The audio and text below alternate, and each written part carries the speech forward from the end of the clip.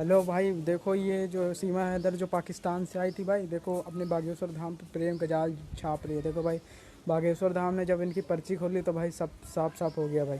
इनकी वीडियो जल्दी से फटाक से देखो। बाबा बागेश्वर से हुआ सीमा को प्यार, कहा बाबा के लिए कुछ भी करने को हूं तैयार। बाबा ने निकाल दी पर्ची, घुटने पर आकर रोने लगा सचिन। जब बागेश्वर बाबा पर आया सीमा हैदर का दिल तो धीरेन्द्र शास्त्री ने भी दिया जवाब। बाबा के दरबार में पहुंच गई सीमा हैदर, इसके बाद खुल गई सारी पोल।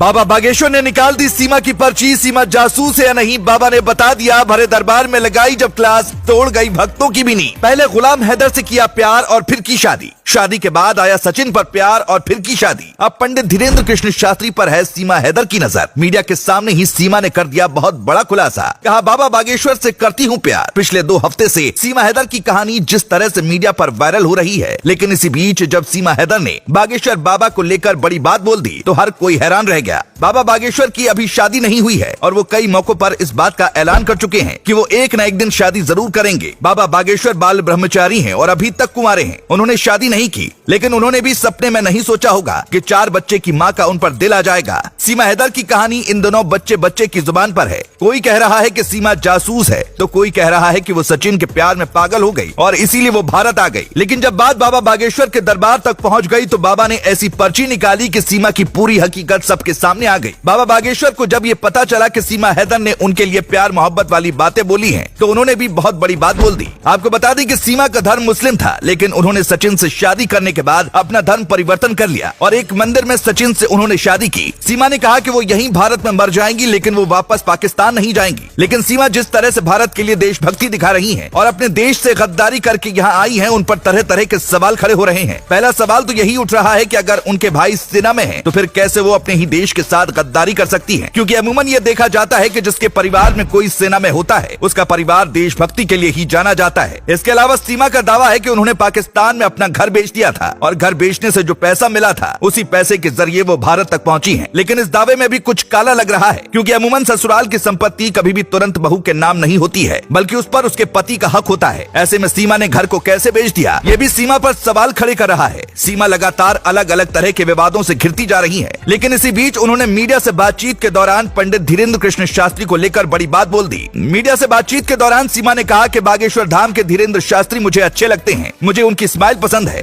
धीरेन्द्र शास्त्री के दरबार में जाकर उनसे मिलना चाहती हूँ। पंडित धीरेन्द्र कृष्ण शास्त्री के लिए जब सीमा का प्यार उमड़ा, उनके भक्तों का गुस्सा 7वें आसमान पर पहुंच गया और वो कहने लगे कि सीमा पक्का कोई जासूस है। हालांकि जैसे ही बात पंडित धीरेन्द्र कृष्ण शास्त्री तक पहुंची, बाबा बागेश्वर ने भी सीमा को लेकर बड़ी बात बोल डाली। बाबा बागेश्वर ने कहा कि अगर वो आई तो पर्ची जरूर निकालूंगा और बागेश्वर धाम से ही उन्हें आगे का रास्ता मिल जाएगा। आपको बता दें कि सीमा हैदर ने न सिर्फ बागेश्वर बाबा से मिलने की इच्छा जताई है, बल्कि उनका कहना है कि वो भारत के अलग अलग मंदिरों में जाना चाहती हैं और भगवान के दर्शन करना चाहती हैं। हालांकि पुलिस ने उन्हें फिलहाल घर से बाहर निकलने के लिए मना कर रखा है और वक्त वक्त पर उनसे पूछताछ भी की जा रही है, क्योंकि जिस तरह से नई नई बातें खुलकर सामने आ रही हैं, अब सुरक्षा एजेंसियों का शक गहरा होता जा रहा है कि सीमा कोई साधारण महिला नहीं है, बल्कि जासूस भी हो सकती है। अब देखना होगा कि सीमा कब बागेश्वर धाम में जाती है, जहाँ पर बाबा उसकी पर्ची निकाल कर दूध का दूध और पानी का पानी कर देंगे। Bureau report.